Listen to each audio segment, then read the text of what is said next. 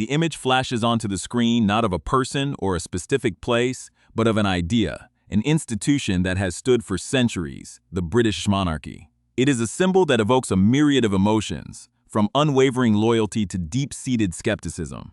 But beneath the veneer of tradition and protocol, beneath the glittering pageantry and the synchronized walkabouts, there are quiet, persistent questions. Questions that often go unasked, questions that are easily dismissed as mere gossip, but which, when they do emerge, have the power to shake the very foundations of the establishment. The world, it seems, has been focused on the major dramas, the epic fallouts, the headline-grabbing scandals, and in the process, smaller, subtler stories have been allowed to weave themselves into the fabric of this grand, ancient narrative. We are about to pull back that curtain to reveal a story that has been building in the shadows, a story that isn't about dramatic public confrontations, but about the quiet accumulation of privilege, the unspoken rules that govern a select few, and the intricate dance of family, finance, and fame that plays out behind the palace walls. Consider the landscape of London, a city where history is etched into every stone. It is a city of immense wealth and desperate struggle, a place where the cost of living is a constant, suffocating pressure for the vast majority of its inhabitants. And yet, within this very same city, there are individuals who exist in a completely different reality. They occupy some of the most prestigious, the most desirable, the most history-steeped addresses on the planet, places that are synonymous with power, heritage, and an almost unimaginable level of comfort. These are not politicians, not captains of industry, not innovators who have changed the world. They are individuals whose primary claim to this privilege is the simple, powerful fact of their birth. The question is, how do they sustain this life? What is the true cost of their position, and who is truly footing the bill? It is a question that, until recently, has been enveloped in a fog of ambiguity and discretion, a fog that is now, finally, beginning to lift. This is a story of wealth, certainly, but it's also a story of entitlement, of the insidious ways in which power perpetuates itself, and of the growing disconnect between a medieval institution and the modern world it seeks to represent. This is about more than just numbers on a balance sheet. It's about values, about fairness, and about the fundamental principles upon which a society is built. And as we dig deeper, we discover that this is not an isolated incident, but a pattern, a reflection of a larger system that has been in place for generations. Now, before we delve into the heart of this unfolding story, a moment of your time. If you find these discussions as fascinating and as crucial as we do, if you believe in the importance of looking beyond the official narrative and seeking a deeper understanding of the forces that shape our world, then we invite you to become a more integral part of our community. Consider this your personal invitation to engage more deeply with our content. We're not here to preach or to push an agenda, but to explore, to question, and to shed light on the often overlooked details that give rise to the bigger picture. Your support, your curiosity, and your perspective are invaluable to us as we navigate these complex and often controversial topics. It is a shared journey of discovery, and your voice matters. And as we peel back the layers of this particular story, we find ourselves confronting a narrative that is both shocking and, on some level, entirely expected. A narrative that challenges our assumptions about fairness, about duty, and about the responsibilities that come with immense privilege. But this is not just about real estate and rent. It's a story about a family, with all its complexities, its rivalries, and its secrets. It's about people who are constantly in the public eye, yet whose private lives remain a source of endless fascination and intense scrutiny. The world knows them as symbols, as figureheads, as characters in a real-life soap opera. But they are also individuals, navigating their own desires, their own ambitions, and their own moral compromises. And as we begin to see the bigger picture, we can't help but notice the subtle shifts, the unspoken tensions, and the dramatic twists that seem to be lurking just beneath the surface. It's a story where every gesture, every appearance, every choice is scrutinized for its hidden meaning. A simple vacation, a casual meeting, a public appearance at a family event. Nothing is as straightforward as it seems. We are witnessing a performance, a carefully choreographed play, where the actors are acutely aware of the audience and where the true drama often unfolds off stage. And it is in these quiet, behind-the-scenes moments that we find the key to understanding the motivations, the alliances, and the conflicts that drive this extraordinary story forward. The image we see in the public domain is a carefully constructed illusion, a facade designed to project stability and unity. But as we start to examine the cracks in this facade, we begin to see the true nature of the story that is about to unfold. We are left with an image, not of a scandal, not of a crisis, but of a quiet, persistent pattern of behavior. A pattern that has been allowed to flourish in the shadows for years. A pattern that is now finally being brought into the light of day. This is the beginning of a larger conversation, a conversation about the nature of power, the limits of privilege, and the true meaning of service. It is a story that has been building for a long time, and we are just starting to scratch the surface. The details we have uncovered, though intriguing, are merely the prologue to a much larger, much more complex story. We are poised on the precipice of a revelation, a discovery that has the potential to change the way we view one of the world's most enduring institutions. The stage is set, the characters are in place, and the true drama is about to begin. The questions we have raised are not just about a few individuals, but about a system that allows such privilege to exist. A system that is increasingly at odds with the values of the modern world. And as we move forward, we will continue to ask these questions, to dig deeper, and to follow the thread of this extraordinary story, wherever it may lead. This is just the beginning. The illusion of unearned luxury has finally shattered, replaced by the cold, hard reality of official documentation. A bombshell report from the National Audit Office has recently landed like a thunderbolt, blowing the lid off a quiet arrangement that has persisted for decades in the heart of London. For 20 years, Princess Beatrice and Princess Eugenie have occupied palatial residences in the center of one of the world's most expensive cities, effectively living rent-free. To the average citizen struggling under the crushing weight of skyrocketing housing costs and everyday inflation, the revelation is deeply jarring. It confirms what many had long suspected, but could never definitively prove, that beneath the rhetoric of a modernized, streamlined monarchy, the old rules of absolute privilege still apply. The details contained within the audit are meticulous, tracing a lineage of entitlement that stretches back to when the princesses were just teenagers. At 19, Princess Beatrice was handed a sprawling 4-room apartment inside Kensington Palace, a historic property where she was later joined by her sister Eugenie. While the public was led to believe that these independent, working young women were transitioning into self-sufficiency, the financial reality was entirely different. They were residing in properties that would command astronomical sums on the open market, yet their own financial contribution to their upkeep was non-existent, as the scrutiny intensified over the years. A complex mechanism was engineered to preserve the appearance of propriety while maintaining the status quo of their rent-free existence. The public now knows that the rent for these prestigious properties was not being paid out of the princess's own pockets, nor was it being subjected to the standard market pressures that govern the lives of ordinary citizens. Instead, the bills were quietly being settled by the privy-to-purse, the private income of the monarch.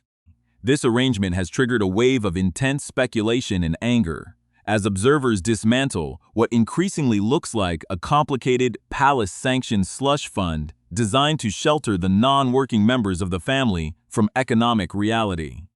The situation is further complicated by the arbitrary nature of how these internal financial transactions were calculated. Initially, the rent for the palace apartments was set at a rate well below market value, appearing to be a number plucked completely out of thin air by a palace flunky. It hovered around 50% of the 2018 market value, before creeping up to 60% in 2022. Recent updates indicate the figure has been adjusted to 68% of open market rent, but critics point out that the entire exercise is a mathematical fiction. There is no true open market for a multi-bedroom home nestled inside a highly secure historic royal palace, making any discounted rate an inherent absurdity that shields the occupants from the true cost of their lifestyle. This revelation feeds directly into a broader, deeply entrenched narrative of isolement that has surrounded the York branch of the family for a generation. Critics are openly pointing out that the princesses have spent their entire adult lives steeped in a culture where they are taught that they are owed everything while giving nothing back to the state. They have never performed official full-time duties on behalf of the crown, yet they have reaped the magnificent rewards of their lineage. This sense of entitlement runs through the family like lettering through a stick of rock, mirroring a historical pattern of taking without contributing. The contrast between their everyday reality and that of the public is stark. While ordinary citizens navigate a landscape of economic hardship, the princesses have traveled the world in immense style, frequently embarking on trips to the Middle East and returning with lavish gifts, including rumors of jewelry worth tens of thousands of pounds. Their professional lives, often described loosely as careers in banking or art curation, are heavily subsidized by the social prestige of their titles. These positions, which might command modest salaries for ordinary citizens, serve primarily as platforms for international socializing, proving that their true currency remains the royal status they inherited from a deeply compromised source. The anger cutting through the public consciousness is not merely about the fact that a wealthy family chooses to support its relatives, but about the systemic financial structures that enable this behavior. The funds used to subsidize these lifestyles flow directly from the Duchy of Lancaster, a vast portfolio of land and property that is passed down from monarch to monarch, completely exempt from inheritance tax. Unlike any regular citizen in the United Kingdom, who faces a heavy burden of death duties ranging between 30 and 40% upon passing wealth to the next generation, the Crown enjoys a total tax break. This massive taxpayer-backed exemption allows the royal estate to maintain its colossal wealth intact, which is then used to provide free housing for individuals who have never worked a day in service of the nation. Furthermore, many of these historic properties are technically owned by the Crown Estate, a public institution meant to benefit the nation as a whole. The fact that a public body accepts significantly below market rent from non-working aristocrats, while ordinary people face housing shortages, strikes many as a profound betrayal of the public trust. It creates an uncomfortable hierarchy where elderly royals who have given a lifetime of service are conflated with young, wealthy individuals who use these historic spaces as convenient London launching pads for their private high society lives. The tension within the palace walls has reached a boiling point, particularly between the immediate heirs to the throne and the extended family. Reports have begun to surface that Prince William views the situation with absolute disdain, allegedly describing the York branch to close associates in terms that reflect a total breakdown of trust and respect. The ideological divide is clear. A future king who believes in a strictly streamlined, accountable monarchy versus an older guard determined to protect its historical perks. The situation is further inflamed by the defiant behavior of the princesses themselves, who seem entirely unbothered by the brewing storm.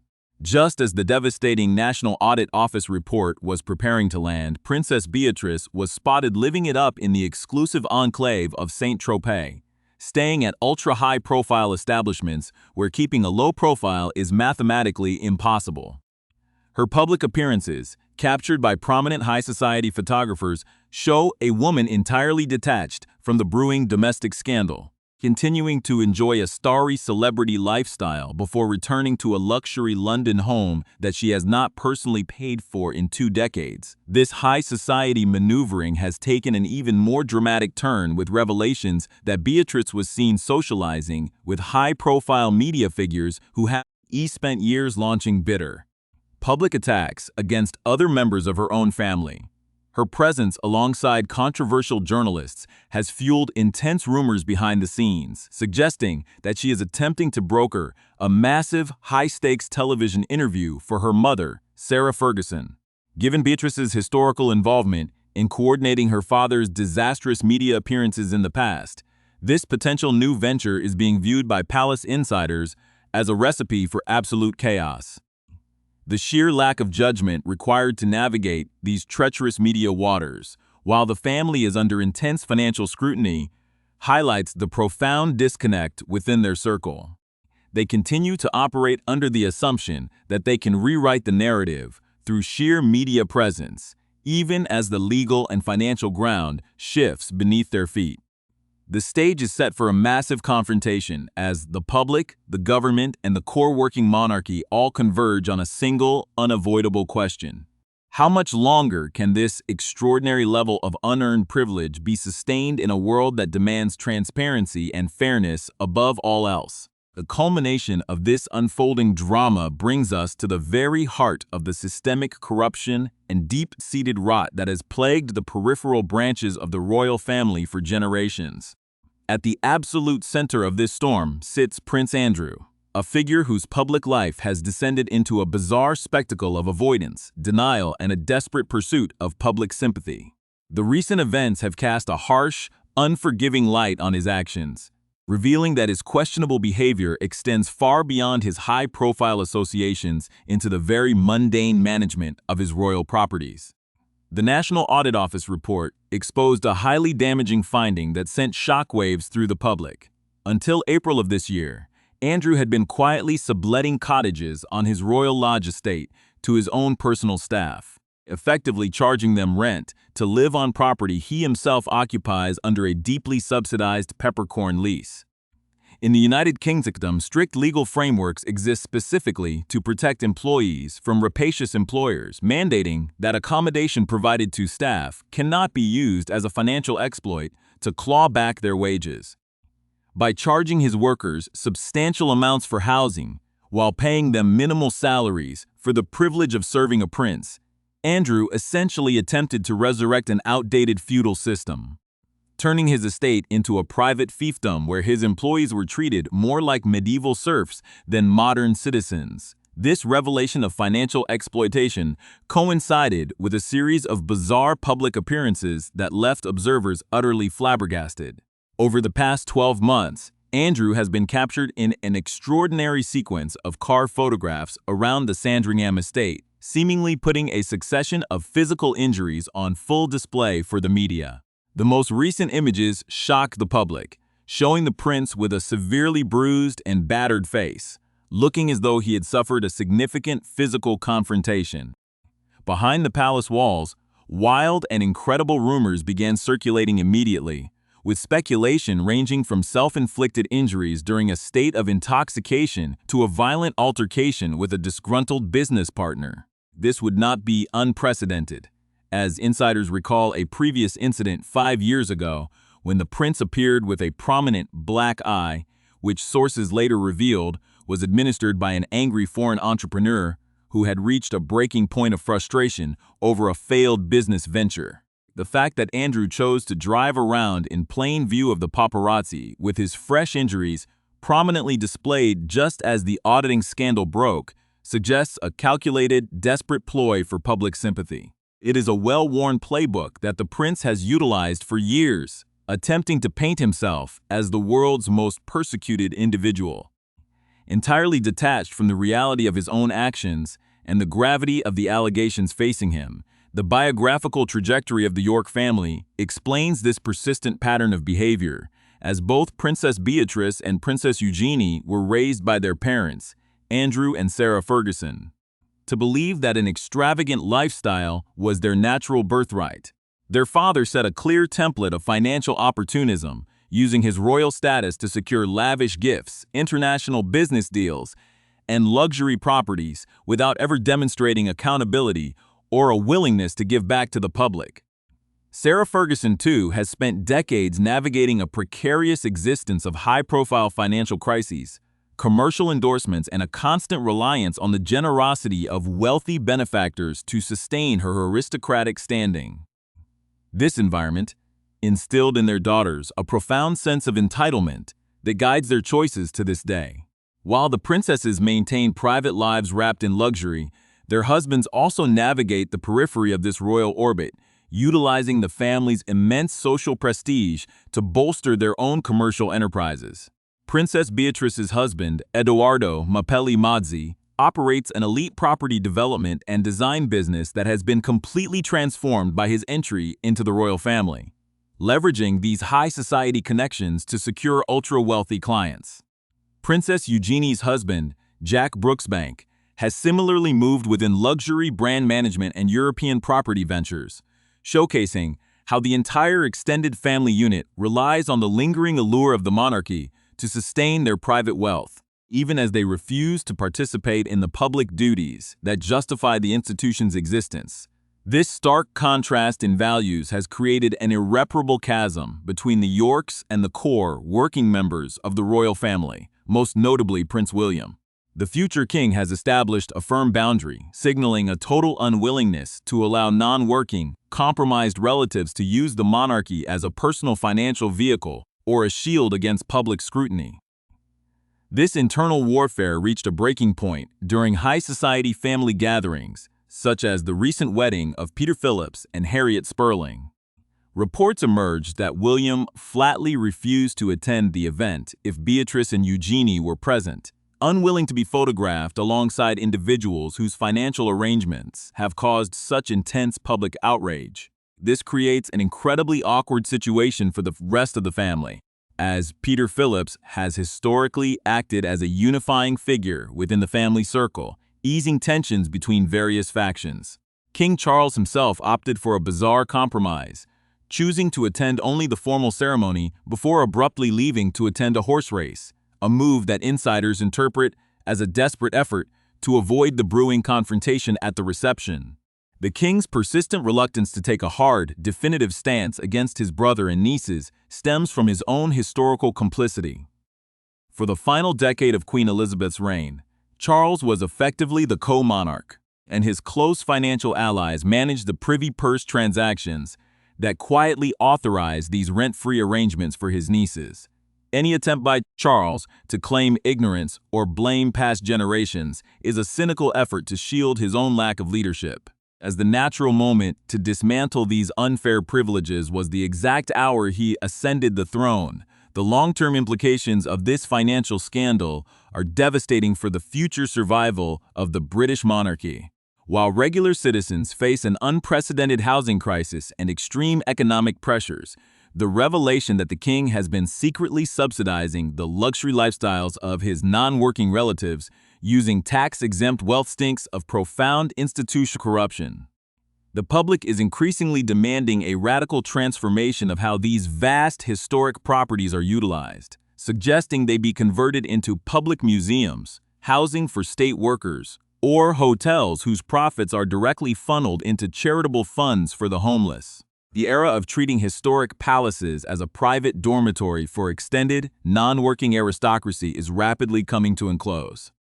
Prince William is fully aware that when he inherits the crown, the survival of the institution will depend on a ruthless modernization.